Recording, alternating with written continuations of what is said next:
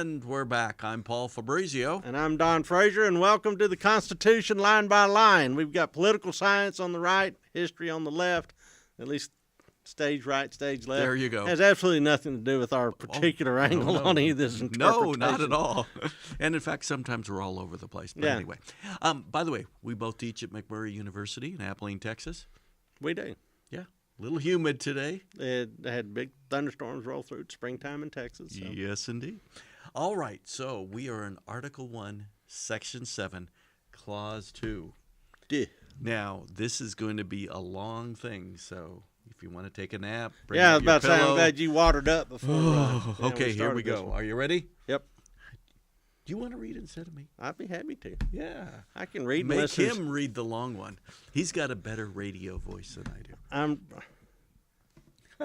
Yeah, I mean, for the Farm and Ranch Report, maybe. All right, so this is entitled Clause 2, Veto of Bills. Yes, veto. Every bill which shall have passed the House of Representatives, and then the Senate shall, before it becomes a law, or became a law, or become a law, antique writing, be presented to the President of the United States. If he approves, he shall sign it. But if not, he shall return it with his objections to that house in which it shall have originated, who shall enter the objections at large on their journal and proceed to reconsider it. If after such reconsideration 2/3 of that house shall agree to pass the bill, it shall be sent together with the objections to the other house, by which it shall likewise be reconsidered, and if approved by 2/3 of that house, it shall become law. But in all such cases, the votes of both houses shall be determined by yeas and nays, and the names of the persons voting for and against the bill shall be entered on the journal of each house. So none of this, present kind of stuff. Yeah, you can't hide. Nope. And no voice votes either. The journal of each house respectively. If any bill shall not be returned by the President within 10 days, Sundays accepted. Yes. After it shall have been presented to him, the same shall be law in like manner as if he had signed it, unless the Congress by their adjournment prevent its return, in which case it shall not be a law. All right, so this is how do you veto a bill or a law that's coming? Right. Yeah. A bill that's passed both houses, how do you veto it and keep it from becoming a law? Right. So it goes to the president. Yeah. And he either signs it or she signs it. He or she signs it. Or doesn't sign it. And if they sign it, it becomes a law. If he doesn't or she doesn't like it, they put the veto on it. They can veto it. Now, is the veto like a big rubber stamp? Bam. No. Have you ever seen a vetoed bill? I have never seen a vetoed bill. I'm just wondering how they denote the veto. Do they sign this as a veto? My understanding is there is actually a statement because the president sends his objections back to the Congress. That he signs. I'm vetoing it, and here's why. Here's why. Okay? So the veto goes back to both houses of Congress, but it specifically goes to where it started. That makes sense. Okay. So if this started in the House, it goes back to the House. Right. And, by the way, this just happened in our legislature in the last couple of days. Really? Yes. What got vetoed? President Trump vetoed a war powers declaration by Congress regarding the war in Yemen and American support for the war in Yemen. Wow, because Congress was saying we're out. Congress was saying we're out of there. They, what's the right word? By the way, we're at war in Yemen. Yes, and the reality is that we're supporting Saudi Arabia in Yemen with material. We're at war in Yemen with proxies. That's exactly right. And so what happened is Congress decided enough of this. They passed with a majority vote the War Powers Act that said, hey, your time is about up in Yemen. Get out. If you haven't won it by now, you're not going to win it. Right. So get out. And the president vetoed it, sent his signing statement back, and I believe it started in the House, so it went back to the House, and the House was unable to get the 2/3 vote to overturn it. Because the Democrats, which is the party of the opposition, has a slim majority. Correct. So not enough to grab that 2/3. Right. And this is really about a proxy war between Saudi Arabia and Iran, Yes. with yes. Yemen providing the blood and In Saudi Arabia. And land. Yeah. okay. So, but then it also went back, even though it didn't make it in the House, I believe it also went to the Senate, and the Senate took it up too, and they couldn't override the president's veto either. Yeah, because it's razor thin there. Yeah, exactly. And so 2/3 is quite a margin. If you're going to override a president's veto, boy, you got to be serious about it. You've got to get both parties to agree, and that's really, really difficult. It's difficult now. Yeah, and President Trump has vetoed only 2 pieces of legislation in his time in office. One was this, and the other one was a resolution against his emergency declaration regarding the southern border. And that also they're unable to override. Okay. So this is pretty simple. I think this part is easy to understand.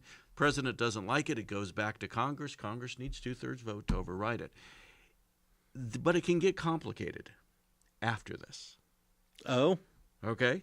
And where it gets complicated is, what if the president doesn't do anything? Yeah, puts it in his pocket. Whoa! And this allows the president to say, hey, I don't like this legislation, but I'm not going to sign it. I'm not going to veto it. I'm not going to give you a list of objections.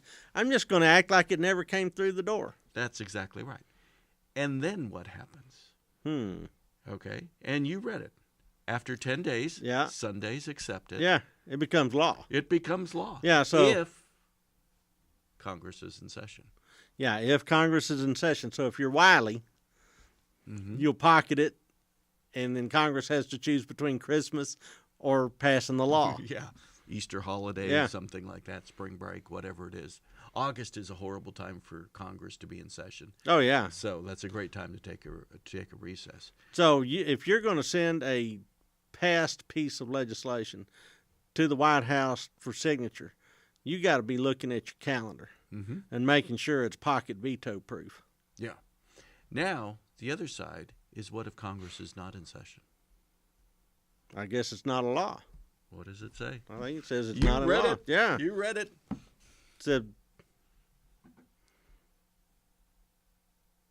10 days, excepting Sundays, same shall be law in like manner, as if he had signed it, unless the Congress by their adjournment prevent its return, in which case it shall not be law. It shall not be law. So, And that second one is called a pocket veto. yeah.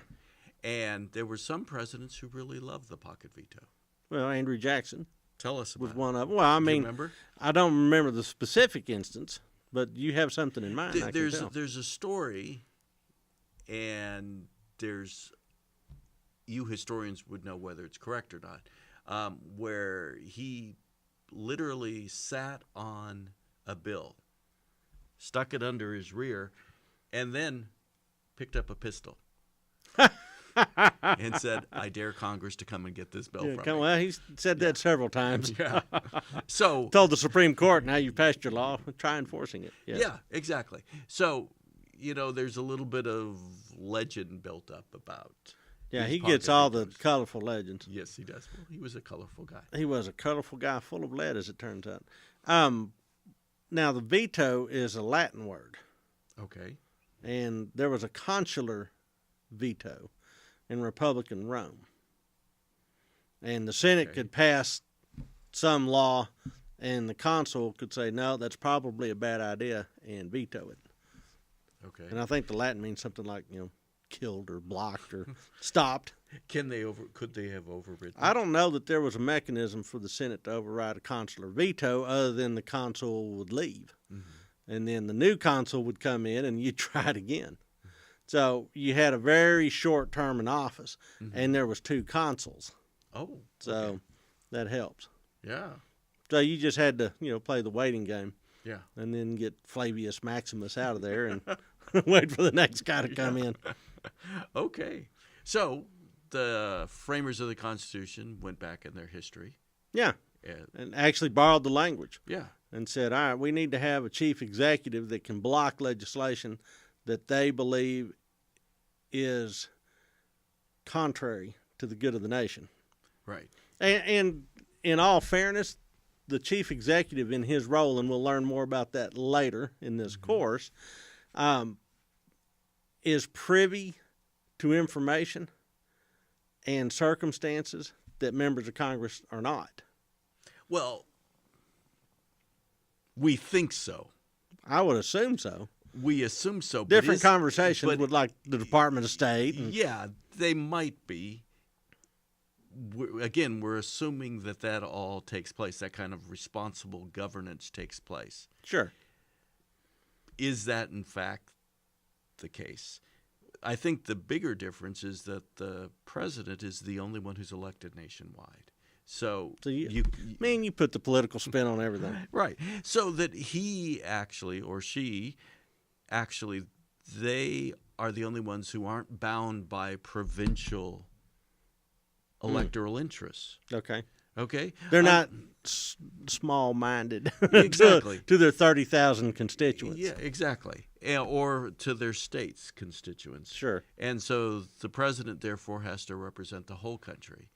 And because he gets votes from all over the country. Whereas you name a senator, you name a representative, they're very, very geographically based. Well, that's true. And think about how the demographic map is playing out now. Mm-hmm. So then all of a sudden there could be legislation that favored, say, urban districts, which have a lot of representation that get passed by the narrowest of margins. Then the president can say, you forgot the dairy farmers in Wisconsin and your enthusiasm for, a law that makes free coffee in all the major cities of America. Right. And this is a really important point that I think the framers really thought well when they came up with. Yeah, this. They're pretty wise. They gave power to the president that I think is very important.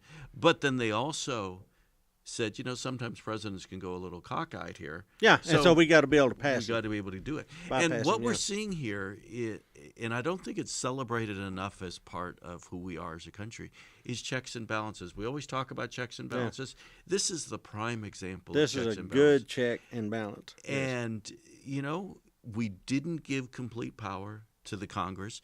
We didn't give complete power to the president. Instead, they've got to cooperate or they've got to fight.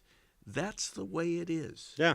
And let me tell you, sometimes it can be really ugly. It can, especially in the present day with social media.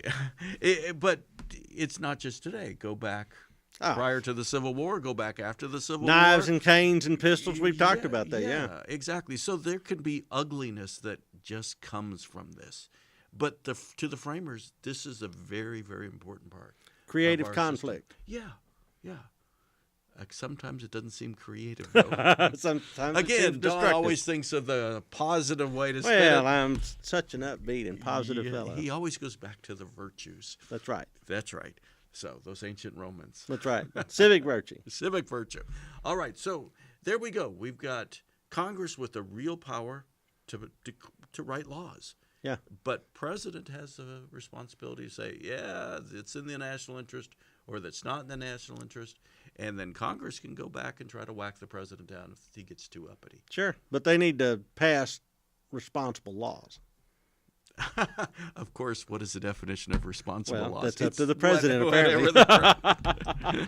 All right. All right, so that was a very long line. That was a big old paragraph full of all sorts of strange grammar. Yeah, that's the longest so far I think we've had to deal with. Yeah, but that's our line, long as it is. And he did a great job reading it, too. I stumbled through it, but it worked. Yes. All right, so we'll pick up the third clause of Section 7, Article 1. Did it backwards. In the next episode. Thanks.